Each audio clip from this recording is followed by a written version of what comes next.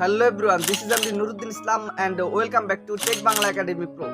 কেমন আছেন আপনারা সকলে? আশা করি আপনারা যে যেখানে আছেন অনেক অনেক ভালো আছেন। তো বন্ধুরা, আপনারা হয়তো ইতিমধ্যে জেনে গেছেন OnePlus এবার তাদের মিড বাজেট সেগমেন্টে আরো একটি দুর্দান্ত স্মার্টফোন লঞ্চ করতে যাচ্ছে, আর সেটি হচ্ছে OnePlus Nord SE3 স্মার্টফোনটি।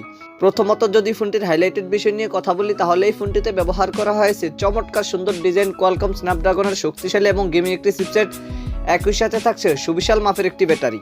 তো আজকের ভিডিওতে আপনাদেরকে জানাবো এই ফোনটির ফুল স্পেসিফিকেশন অ্যান্ড সেই সাথে জানাবো ফোনটির প্রাইস এবং এর লঞ্চিং ডেট নিয়ে। আর ভিডিওটি কন্টিনিউ করলে আপনারা আরো জানতে পারবেন বাজেট রেঞ্জে ফোনটিকে আমাদের জন্য ভ্যালু ফর মানি প্রোভাইড করছে, নাকি এই বাজেটে মার্কেটে আরো কোনো সেরা স্মার্টফোন বর্তমানে আছে। এই সকল প্রশ্নগুলোর উত্তর থাকবে আজকের এই ভিডিওতে, সুতরাং আমি আশা করবো আপনারা ভিডিওটি স্কিপ না করে পুরো ভিডিওটি মনোযোগ সহকারে দেখবেন। তো চলুন কথা না বাড়িয়ে মূল ভিডিওতে যাওয়া যাক। ফার্স্ট অফ অল যদি ফোনটির ডিজাইন অ্যান্ড এর বিল্ড কোয়ালিটি নিয়ে কথা বলি, তাহলে এতে আর নতুন করে কিছু বলার নেই। বরাবরের মতো আপনারা সকলেই জানেন OnePlus-এর ফোনগুলো সাধারণত একটু গর্জিয়াস লুকিং হয়ে থাকে, এবারও কিন্তু তার ব্যতিক্রম নয়। বিশেষ করে OnePlus Nord SE3 এই স্মার্টফোনটির ডিজাইন করা হয়েছে একদম অসাধারণ লেভেলের। এই ফোনটির পেছনে ব্যবহার করা হয়েছে গ্লাস অ্যান্ড প্লাস্টিকের একটি সম্মিলিত ব্যাক প্যানেল। ফোনটির পেছনে গ্লাস অ্যান্ড প্লাস্টিকের সম্মিলিত ব্যাক প্যানেল ব্যবহার করায় ফোনটিকে যখন আপনারা কাভার ছাড়া ব্যবহার করবেন, তখন ফোনটির পেছনে স্কেচ পড়ার সম্ভাবনা একেবারে নেই বললেই চলে। তবুও আমি রিকমেন্ডেশন করবো আপনারা প্রোটেকশনের জন্য অবশ্যই ফোনটির পেছনে একটি কাভার লাগিয়ে নেবেন।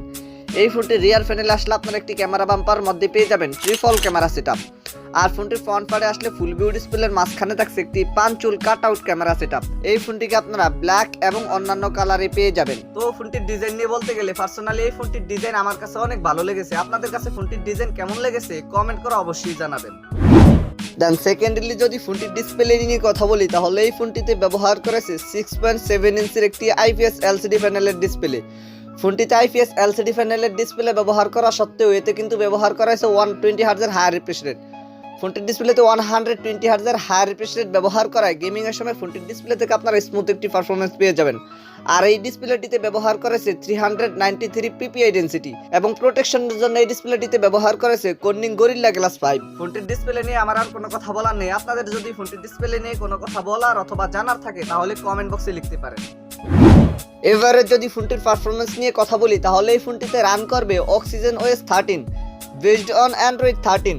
আর চিপসেট হিসেবে ফোনটিতে ব্যবহার করা হয়েছে কোয়ালকম স্ন্যাপড্রাগন 695 5G, যেটি 6 ন্যানোমিটার আর্কিটেকচারে বিল্ড করে একটি অক্টাকোর প্রসেসর।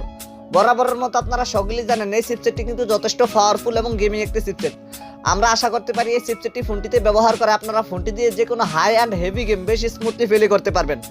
আর জিপিইউ হিসেবে ফোনটিতে ব্যবহার করেছে Adreno 619। বরাবরের মতো এই জিপিইউটি কিন্তু অনেক শক্তিশালী এবং একটি পাওয়ারফুল জিপিইউ, যার ফলে ফোনটি থেকে আপনারা একটি স্মুথ লেভেলের পারফরমেন্স পেয়ে যাবেন।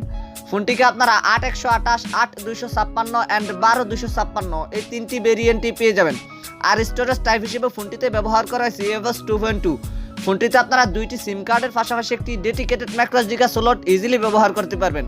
আমার মনে হয় ফোনটিতে তো ভালো মানের স্টোরেজ ক্যাটাগরি ব্যবহার করার ফলে ফোনটিতে আলাদা কোনো মাইক্রোএসডি স্লটের অপশন একদমই প্রয়োজন হয় না। এবারে যদি ফোনটির ক্যামেরা সেকশন নিয়ে কথা বলি, তাহলে এই ফোনটির রিয়ার প্যানেলে ব্যবহার করা হয়েছে তিনটি ক্যামেরা, যার মেইন সেন্সরটি 108 মেগাপিক্সেলের। সেকেন্ডারিতে ব্যবহার করেছে 2 মেগাপিক্সেলের ম্যাক্রো ও 2 মেগাপিক্সেলের একটি ডেপথ সেন্সর ক্যামেরা। ফোনটির রিয়ার প্যানেলের 108 মেগাপিক্সেলের ক্যামেরাটি দেখে আমি যতটাই খুশি হয়েছি, এর চেয়েও বেশি আপসেট হয়েছি এটি দেখে যে ফোনটির রিয়ার ক্যামেরা সেকশনে কোনো ধরনের আল্ট্রাওয়াইড সেন্সর ব্যবহার করা হয়নি। কিন্তু এইরকম বাজেট সেগমেন্টের একটি ফোনে অন্তত পক্ষে 2 মেগাপিক্সেল অথবা 8 মেগাপিক্সেলের একটি আল্ট্রাওয়াইড সেন্সর ব্যবহার করা অতীব জরুরি ছিল। ফোনটির রিয়ার ক্যামেরা দিয়ে আপনারা সর্বোচ্চ ভিডিও শুট করতে পারবেন 4K রেজুলেশনে। আর সেলফি ক্যামেরা হিসেবে ফোনটিতে ব্যবহার করেছে 16 মেগাপিক্সেলের একটি ওয়াইড ক্যামেরা। ফোনটির সেলফি ক্যামেরা দিয়ে আপনারা সর্বোচ্চ ভিডিও শুট করতে পারবেন 1080p 30fps রেজুলেশনে। এবারে যদি ফোনটির ব্যাটারি অ্যান্ড এর চার্জার নিয়ে কথা বলি, তাহলে এই ফোনটিতে ব্যবহার করা হয়েছে 5000 মিলিঅ্যাম্পিয়ার একটি সুবিশাল ব্যাটারির সাথে 67 ওয়াটের একটি ফাস্ট চার্জার। এছাড়া সিকিউরিটি হিসেবে ফোনটিতে থাকছে সাইড মাউন্টেড ফিঙ্গারপ্রিন্ট। আর ফিচার হিসেবে ফোনটিতে থাকছে audio Jack 3.5mm, Bluetooth 5.0, USB Type-C port 2.0, wifi 802.11, NFC সহকারে থাকছে GPS। সো এই ছিল আমাদের আজকের ভিডিও। আশা করি আপনাদেরকে এই ফোনটি সম্পর্কে মোটামুটি একটি ভালো ধারণা দিতে পেরেছি। এরপরে যদি আপনাদের কোনো সমস্যা থেকে থাকে, তাহলে কমেন্ট বক্সে জানাতে পারেন। আমি চেষ্টা করবো আপনাদের কমেন্টে রিপ্লাই দেওয়ার জন্য। আর যদি মনে হয় ভিডিওটি থেকে একটু উপকৃত হয়েছেন, তাহলে ভিডিওটিতে একটি লাইক দিয়ে দিবেন, ভিডিওটি বন্ধুদের মাঝে শেয়ার করে দিবেন। Anyway thank you so much for watching this video. দেখা হচ্ছে খুব শীঘ্রই নতুন কোনো ভিডিওতে নতুন কিছু নিয়ে। চিল দেন টেক কেয়ার। আসসালামু আলাইকুম।